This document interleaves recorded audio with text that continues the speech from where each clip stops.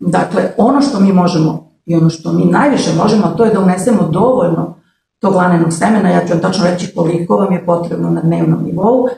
Pod 1, pod 2 da ne unosimo mnogo te hrane koja je bogata omega-6 masnim kiselinama, da izbacimo takva rafinisana ulja i da vodimo računa da unosimo dovoljno vitamina i minerala preko voća i povrća. To je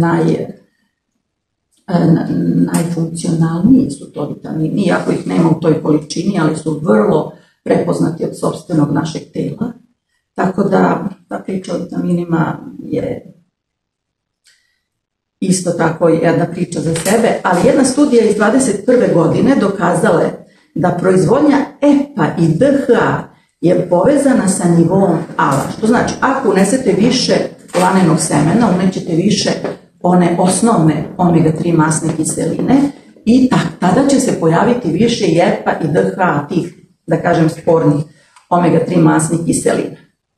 Pod uslovom da smanjite transmasti i odnos omega-3 i omega-6, znači da smanjite unos omega-6 masnih kiselina. Znači, ovo se radilo na mišićnom tkivu, mala digresija za one koji žele da imaju dobre mišiće. Recimo, u lanenom semenu imate onu aminokiselinu arginin, koja jako dobro deluje na mišićnu masu. Recimo, sa jednom kašikom lanenog semena unesete 5 grama proteina, što nije zanemarljivo, i priličnu količinu tog arginina, a da ne govorimo o ovoj omega-3 koja će doprineti što se više krećete da se bolje pretvara u te funkcionalne i vrlo iskoristljive omega-3 masne kiseline. Za muškarce konverzija EPA iz ALA je samo 8% i treba negde da unesu, neko je od istraživača proračunao da treba 1263 mg ALA. Jedna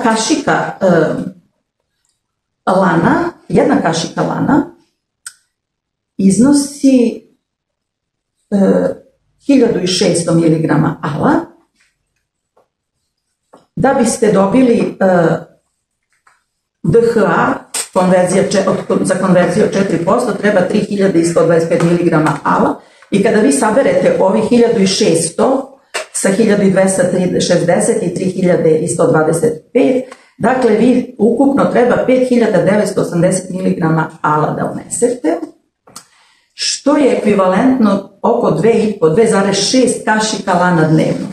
To je, znači, hajde da računamo 3 kašike lana dnevno, to bi vam bilo negde oko 120 kalorija dnevno. Za sve vas koji želite da smršate, onda morate da uzmete to u obzir.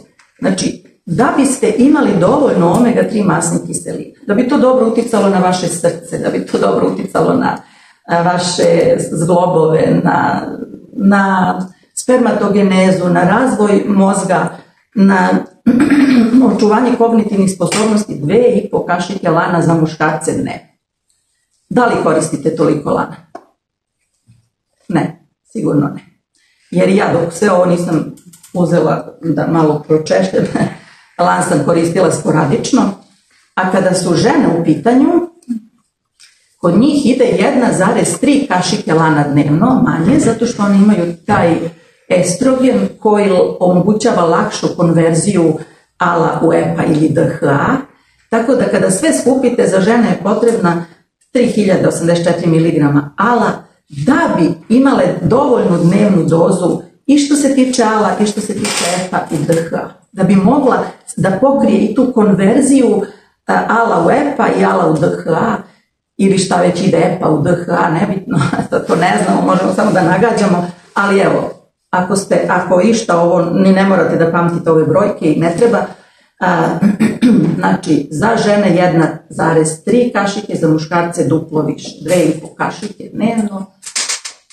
To ja mislim da uopšte nije teško sprovesti, zato što možete da stavite kad jedete pakuljice, možete u neka variva, možete u smuti, jedan proteinski smuti može se pojede.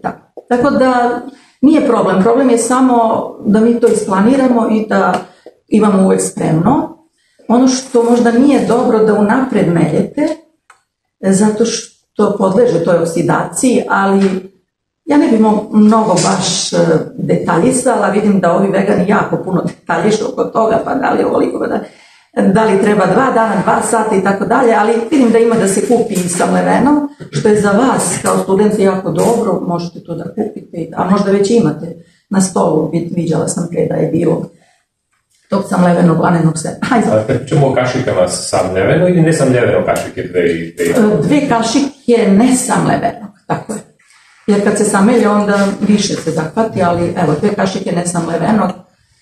I evo ovdje sam stavila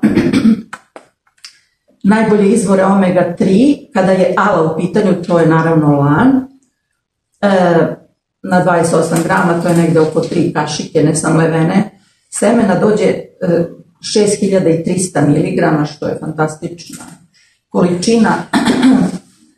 Znači, to bi bila negde količina za muškarce. Ako se pitate lan i čija, čija je, malo ima nižu tu količinu ala, ali za čiju je recimo dokazano kod vegana, postoji takav rad, za lan nisam prošla, ali za čiju sam našla da vegani koji su jeli 7 dana čija seme svakog jutra po nekoliko kašika, da im je nivo te EPA omega-3 porastao za 30%, što je, mislim, odlično i očekivano. Čija ima malo više ugljenih hidrata, malo manje proteina, za razliku od lana. Lan je neprikosnoven, lan je negde na lestvici tih najkorisnijih semenki na planeti na 9. mjestu. Jedna izuzetna biljka koju treba više da koristimo. I sad tu su razne priče, kad sameljete, oslobodi se ona cijanovodonična kiselina. Nemate pojma šta sve ljudi pričaju i kako i šta donose i plaše narod nepotrebno, ali znate šta, vi sada da pojedete kilogram soka, da popijete kilogram soka, na primjer, od peršuna, ne bi vam bilo dobro, završili biste u hitnoj pomoći. Znači, stvar je u odmerenosti, u tome da uzimamo nešto odmereno, ne da preterujemo. Ja gledam prave hleb od lanenog semena, mislim da je to preterivanje, ali kada se peče, omega-3 neće propasti, ali nestaće onaj cijanovodonična kiselina, tako da, eto, ako pečete taj hleb, nemojte se plašiti da će vas to otrovati, jer neće. Naravno, orasi su isto tu dosta visoko, sa orasima unećemo ne samo ove matične omega-3 ala masne kiseline, unećemo E-vitamin, unećemo koenzim Q10, znači mnogo toga korisno. Zato kada jedete, nemojte stalno jedno isto, nego menjajte malo orahe, malo bademe, malo nešto, znači jako je potrebna ta raznovrsnost.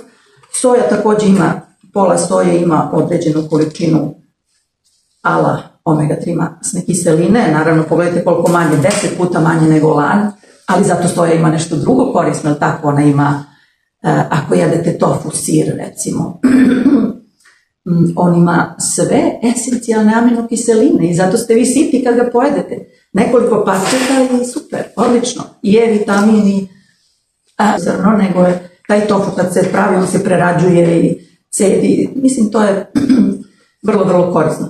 Kada je u pitanju skuša, od svih riba, skuša je, da kažemo, najbogatija sa EPA i DH masnim omega-3 kiselinama, tako da, evo, ako jedete ribu, ja preporučujem skušu na prvom mestu, a lososa na drugom i haringu. Haringa je isto tako jako dobra riba. Školjke, naravno, i one imaju to, ali školjke ne preporučujem nikome, školjke ne preporučujem ni Sveto pismo. Ali ja kao biolog ne preporučujem, jer školjke filtriraju svu nečistoću kroz svoju masu i vi kada jedete, vi ste bukvalno pojeli mnogo više nego kada uzmete recimo jednu skušu koja ipak zadržava na površini kože mnogo.